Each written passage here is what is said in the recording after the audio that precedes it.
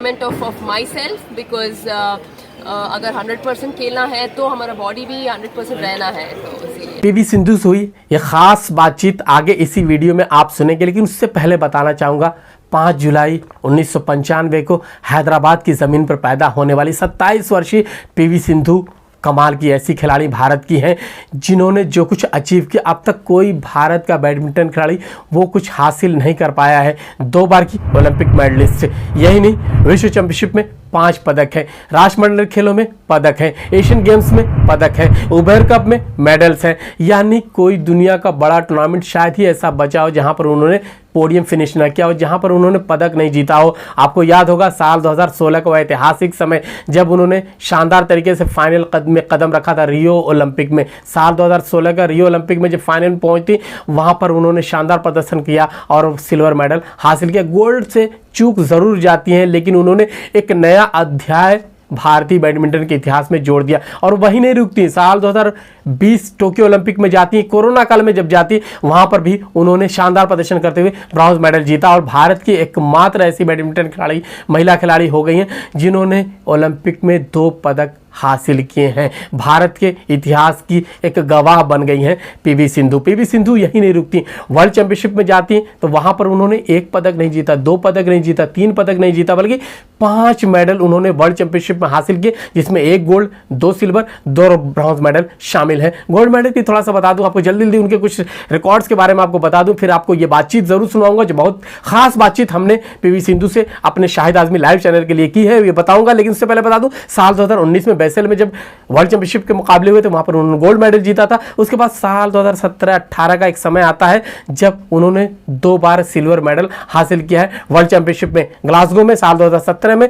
उसके बाद साल 2018 में नानजिंग में उन्होंने सिल्वर मेडल हासिल किया था वर्ल्ड चैंपियनशिप में। उसके बाद यही नहीं रुकती है, साल 2013-14 में 2 मरतबा उन्होंने ब्रॉन्ज मेडल भी हासिल किया वर्ल्ड चैंपियनशिप में, 5 मेडल उनके हैं। इसके अलावा उबर कप दुनिया का प्रतिष्ठित बैडमिंटन टूर्नामेंट, वहां उन्होंने 2 बार टीम इवेंट में पदक जीते हैं, 2 बार उन्होंने ब्रॉन्ज मेडल हासिल किए, साल 2014 और साल 2016 में 2 बार ऐसा वक्त आया जहां उन्होंने पोडियम फिनिश किया, यानी उनके नाम ब्रॉन्ज मेडल है टीम इवेंट में। वहीं आगे बढ़े तो एशियन गेम्स एशियाई महाद्वीप का सबसे बड़ा टूर्नामेंट है, यानी एशिया के तमाम देश वहां पर हिस्सा लेते हैं और बैडमिंटन के ज़्यादातर ताकतवर देश इसी एशिया में बसते हैं। उनका टूर्नामेंट वहां पर बेहद कठिन, बेहद सख्त मुकाबला होता है, राष्ट्रमंडल खेलों से भी कठिन मुकाबला होता है। यूं समझो कि ओलंपिक के लेवल के मुकाबले एशियन गेम्स में होते हैं। एशियन गेम्स में उन्होंने 2 मरतबा पदक जीते हैं, 2 मेडल उनके नाम है। साल 2018 में जब जकार्ता पालमबाग में एशियन गेम्स होता, वहां वीमेंस टीम इवेंट में उन्होंने सिल्वर मेडल हासिल किया था।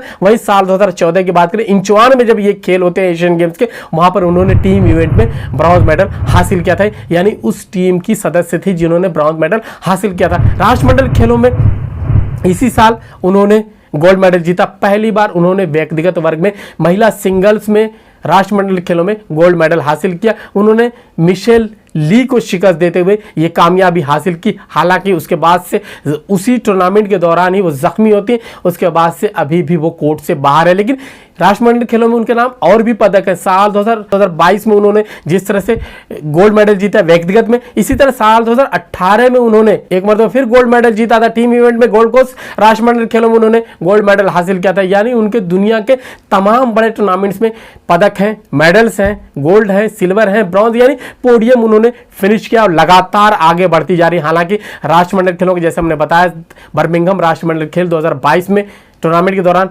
जख्मी होती, जख्मी होने के सबब, चोटिल होने के बावजूद वो टूर्नामेंट में खेलती, आगे बढ़ती, क्वार्टर फाइनल, सेमीफाइनल और फाइनल तक पहुंचती और वहां पर उन्होंने शानदार तरीके से मिशेल ली को शिकस्त देते हुए पहली बार गोल्ड मेडल हासिल किया व्यक्तिगत वर्ग में। वो कामयाबी हासिल जरूर की, लेकिन अभी भी वो रिकवरी कर रही हैं। हालांकि अब काफी बेहतर महसूस कर रही हैं कि दिल्ली में पीएनबी मेडलाइफ जो जूनियर बैडमिंटन चैंपियनशिप थी, वहां पर जब वो आई हैं, उनकी बॉडी लैंग्वेज को देखकर, उनको देखकर कहीं से लग नहीं रहा था कि अब ज्यादा मुश्किलात में वो हैं, यानी अब वो जल्द ही सबको कोर्ट पर खेलती नजर आएंगी। जैसा हमने उनसे जब सवाल भी पूछा तो उन्होंने जवाब भी कुछ पॉजिटिव दिया। क्या कुछ जवाब दिया ये भी सुनाऊंगा और ये भी आपको बताऊंगा कि कब तक वो आ सकती हैं उन्हीं की ज़बानी। आइए पीवी सिंधु से हुई हमारी खास गुफ्तगू का कुछ मुख्य अंश आपको सुनवाते हैं।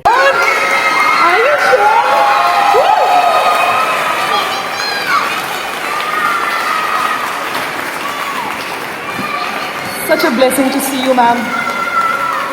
Same time, parent support is the most important thing. It's parents' duties to take children in the right way, because I'm sure a lot of players might take their children and support them, but they have to also make sure that they see and observe and tell their children what is right and what is wrong.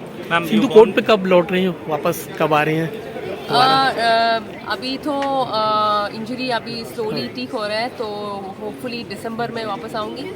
कितना miss कर रही है? French open है, Denmark open है। बहुत miss कर रही हूँ, बट इंजरी भी थोड़ा ध्यान रखना है, एंड डॉक्टर बोले थे कि थोड़ा रेस्ट चाहिए, तो I think it is for the betterment of my self, because अगर 100% खेलना है तो हमारा बॉडी भी 100% रहना है, तो इसीलिए। अभी आप पीवी सिंधु को सुन रहे थे। उम्मीद करेंगे दिसंबर 14 से 18 तक होने वाले BWF वर्ल्ड टूर फाइनल मुकाबला जैसा उम्मीद वो जता रही कि वहां पर वो खेल सकती है, हम भी उम्मीद करेंगे वहां वो खेलती नजर आए, और न सिर्फ खेलती नजर आए बल्कि वो पुराना फॉर्म वापस करते हुए पोडियम फिनिश करें।